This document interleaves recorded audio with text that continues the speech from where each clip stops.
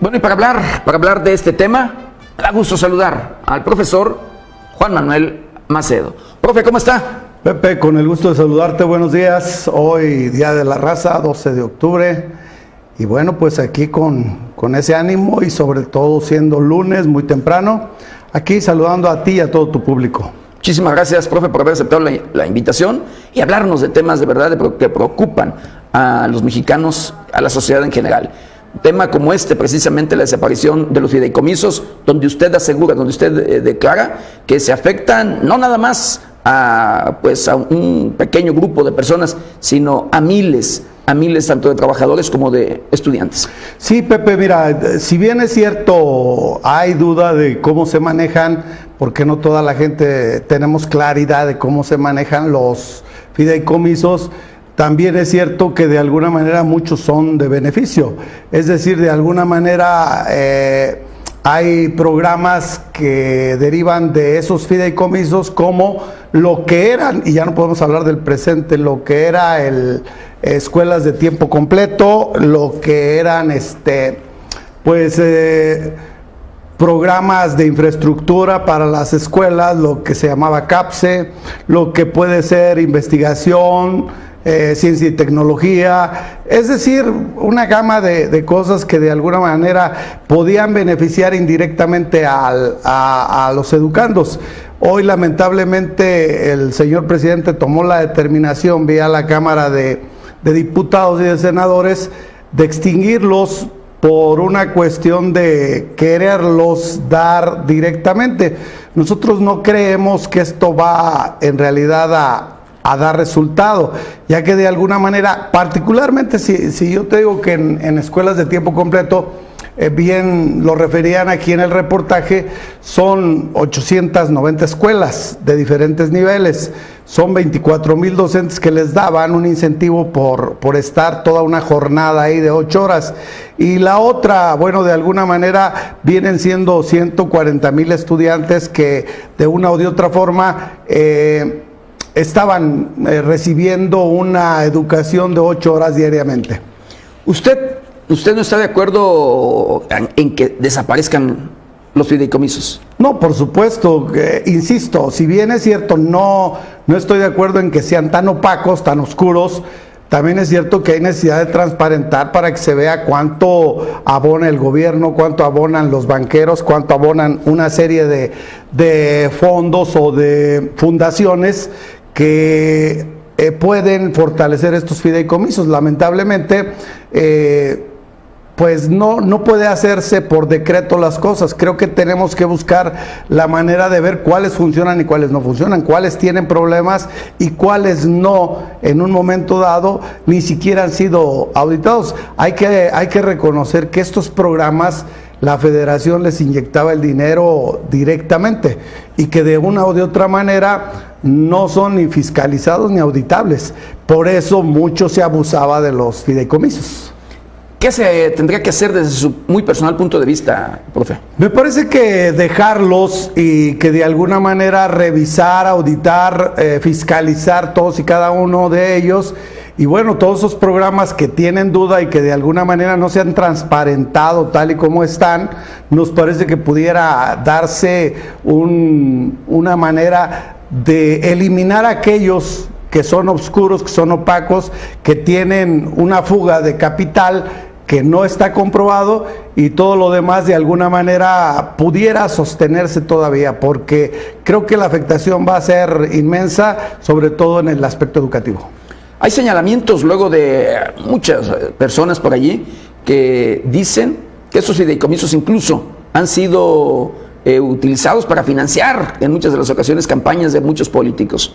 Bueno, yo creo que sí, y no podemos dudar que de alguna manera haya esos elementos. Vuelvo a repetir, en otros gobiernos, en otras épocas, se iba inyectando dinero, como nadie sabía que existía, de alguna manera las utilidades, entre comillas, que produce ese tipo de economías, bueno, pues de alguna manera a alguien le tenían que beneficiar, sea gobierno estatal o sea gobierno federal, pero alguna utilidad le debieron dar, porque si no sería inmenso el capital que tuviera ahí. ¿Usted está de acuerdo que en un determinado momento se investigue a dónde fueron a parar en muchas de las ocasiones estos fideicomisos? Lo dijimos. Y se castigue, se investigue, se castigue. Lo dijimos desde hace unos días cuando precisamente se hizo este reportaje al que se refería la compañera periodista, y donde dijimos que en muchas cosas estamos de acuerdo. Yo creo que los métodos no son las formas en que en un momento dado pueden eliminar las cosas. Es decir, por un responsable que haya cometido algún ilícito, no podemos hoy decir que todos son culpables y que todos tienen una responsabilidad, y aquí a lo que se está afectando son a las escuelas, a los alumnos, a la investigación, a la infraestructura, a muchas cosas que en un momento dado, alimentaciones y muchos programas que en un momento dado el gobierno no lo puede hacer directamente, ni los padres de familia, sino a través de estos recursos que se pueden hacer, que los administra una financiera, sea un banco, sea otra parte, pero de alguna manera producen, y esto va generando beneficios indirectos a las familias en su totalidad. Por eso yo creo que aquellos que tienen responsabilidad y que de tal fecha a tal fecha no hubo transparencia, hay que aplicarles la ley, pero no quiere decir con esto que en un momento dado todos sean responsables. Por eso creemos que en un momento dado hay razón en señalar, pero como que queremos limpiar la mesa de tajo, y en eso nos llevamos a gente que indirectamente va a salir afectada, y lo vamos a ver a corto y mediano plazo. Profe, ¿cree que el gobierno federal ha cometido un error al desaparecer los fideicomisos?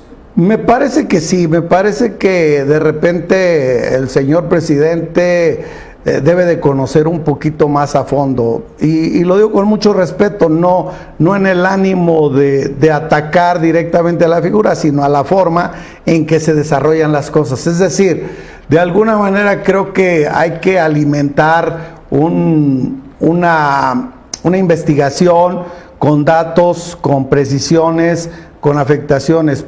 Por decir algo, ¿qué va a hacer con toda esa infraestructura que se creó en escuelas de tiempo completo? Por ejemplo, un comedor, una cocina, muchas cosas que de alguna manera se tuvieron que comprar. Hoy se van a echar a perder. 2, los alumnos van a volver a salir a la 1 de la tarde cuando se regrese a clase presencial. Y 3, los padres de familia no van a saber qué hacer con sus hijos porque se vienen a trabajar y de alguna manera no pueden estar cuidando a sus hijos. Por eso yo creo que sí se debe de revisar con mucha precisión el pro, el contra, y una vez que en un momento dado se tengan elementos, ponerlo a consideración, pero que también el Congreso de la Unión tenga elementos para poder juzgar, y no que sea por decreto y ahora sí por mayoría o por avasallar a un Congreso se vote. Creo que hay que tener mucha capacidad de análisis para saber lo que más adelante, como maestros, muchos que están como diputados, se van a dar cuenta de lo que echaron a perder. ¿Se ha equivocado el gobierno federal? Me parece que en muchas cosas sí. Profe, hablando de otro tema, hablando del tema que también ha dado mucho de qué hablar, de la federalización de la educación en el estado de Michoacán. Se habla, se presumió, se dijo y se informó a los mexicanos que se había federalizado ya, y que Michoacán era el primer estado de donde se había federalizado, pero en la realidad no hay tal federalización. Así es, Pepe, fíjate que en varias ocasiones, desde que tuvimos acceso al documento, que en ese entonces se presumió tanto, a leerlo con mucha precisión, con mucha calma, decimos que es como cuando firmamos un contrato, hay que leer hasta las letras chiquitas. Aprendimos nosotros hace muchos años que a veces una palabra cambia todo el sentido de un contrato, de un convenio, e incluso hasta del compromiso. Y una cosa es que puedas decir se gestionará, se buscará, se analizará, o sea, lo dejan así como una ilusión, más no como un compromiso. Todo eso hay que aprenderlo antes de firmar, y me parece que aquí o chamaquearon, con todo respeto al gobernador, o chamaquearon a los compañeros de la coordinadora, o nos chamaquearon a todos. Aquí hay que verlo. O viceversa. O viceversa, pero al fin y al cabo creo que quien da la lana pues es la federación, la Secretaría de Hacienda. Entonces no creo que ellos lo hayan hecho de esta manera. No hay tal federalización, es un apoyo adicional a lo que viene siendo el apoyo para pagarle a los compañeros estatales. Pero aguas, ese mismo documento habla de caducidad, Pepe, y de alguna manera habla o bien cuando termina el gobernador aquí, que sería el año que entra, o bien cuando termine el presidente, que sería en el 2024. No tiene ninguna garantía de que sea indefinido. Y si tú comparas, por ejemplo, la descentralización del 92 con la famosa descentralización o federalización del 2020, está muy lejos de ser algo similar en función de los compromisos que genera ambas partes. Entonces, creo que ilusionaron a los compañeros estatales, les dijeron que todo se iba a regularizar. No dudo que de aquí a fin de año se regularice los pagos que normalmente nos llegan a los federales. Pero tal vez en enero otra vez volvamos a lo mismo.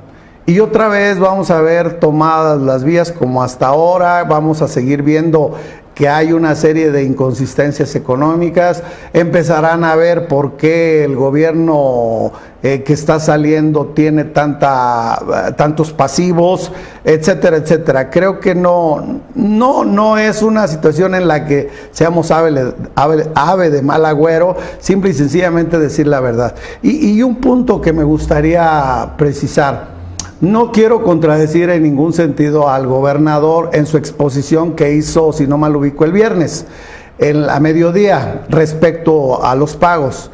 Yo creo que hay inconsistencias de los 4 o 5 puntos que tocó. Creo que los actores y los momentos no los ubica bien. Yo lo hago de una manera muy respetuosa para quien le hizo la tarjeta o el documento. Creo que habrá de revisarlo, porque los que hemos vivido por lo menos estos 30 años y van inmiscuidos, todo esa analogía que hizo el gobernador no corresponden.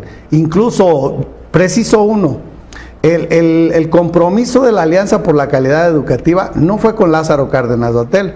El que no la quiso firmar fue Leonel Godoy con Felipe Calderón por los pleitos que traían y porque tenía mucho compromiso con la coordinadora, por citar alguno. Y si tú revisas el contexto de lo que habla el gobernador, habla de que Lázaro Cárdenas no lo quiso hacer y que la maestra estaba ahí. La maestra siempre quiso impulsar eso, pero Leonel Godoy nunca le permitió. Entonces, por poner un ejemplo, me parece que a veces criticamos al presidente, pero también hay que ver en el Estado que también hay otros datos, como bien lo dice, y que los que hemos vivido toda esta época tenemos muy clara la película de lo que ha pasado. ¿Se le ha fallado al sector educativo? Sí, totalmente. Y creo que a veces el justificar quién tiene la culpa, el A o la B, me parece que al último en esas culpas se llevan en medio a todos. Irresponsablemente se crearon plazas, sí, estoy de acuerdo con el gobernador, porque con el afán de quedar bien con el magisterio, sobre todo con la coordinadora, y calmarla en sus ánimos de protestar, crearon plazas sin ton y son, sin una planeación. Pero de eso a que hay momentos y hay circunstancias que fueron totalmente diferentes, hay que ubicarlas con mucha precisión, porque nos podemos ir con la idea de que a lo mejor hubo gente responsable, y sí la hubo, pero no lo señalan ahí los mismos secretarios de Educación. ¿Quién es el principal beneficiado con este tema luego de que no se llevó a cabo precisamente la federalización? Bueno, el principal beneficiado es el gobierno federal, porque para nosotros hay una elección y creo que todo lo que pueda ir encaminado a hacer un proceso electorero, el culpar a un partido, a un gobernante que viene de algún color, es un beneficio indirectamente, y esto lo capitaliza una contraparte. Se supone que con la federalización era precisamente ayudar, acabar, salvar en un determinado momento ya, o quitarle los problemas a los trabajadores de este sector educativo, cosa que no ha sucedido, y al contrario, sigue allí los problemas, lo acaba de mencionar usted, los bloqueos a las vías férreas, carreteras y demás.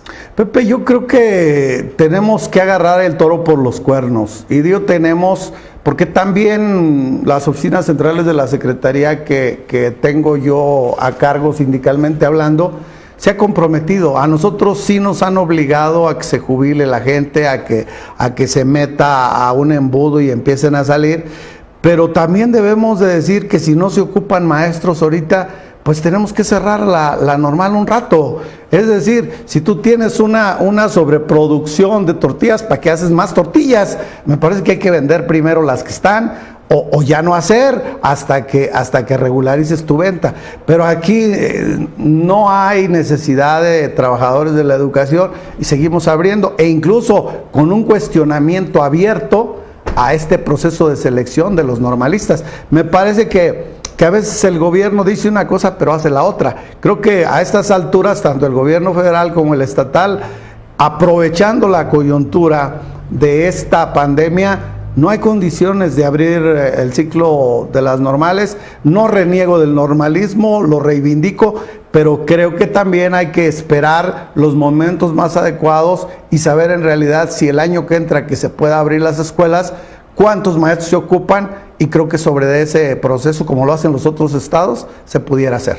Profe, le agradecemos el haber aceptado la invitación, hablarnos de este tema precisamente, valga, que preocupa a los mexicanos y por supuesto a este sector, el sector educativo. Un tema que, pues bueno, usted lo ha escuchado, son dos temas, uno de ellos que es precisamente la desaparición de los fideicomisos, y este otro que, pues bueno, desde mi muy personal punto de vista, creo han engañado a los mexicanos, han engañado al sector educativo con este tema de la federalización de la nómina y de este sector. Pero en fin, le agradecemos al profesor Juan Manuel Macedo haber aceptado la invitación.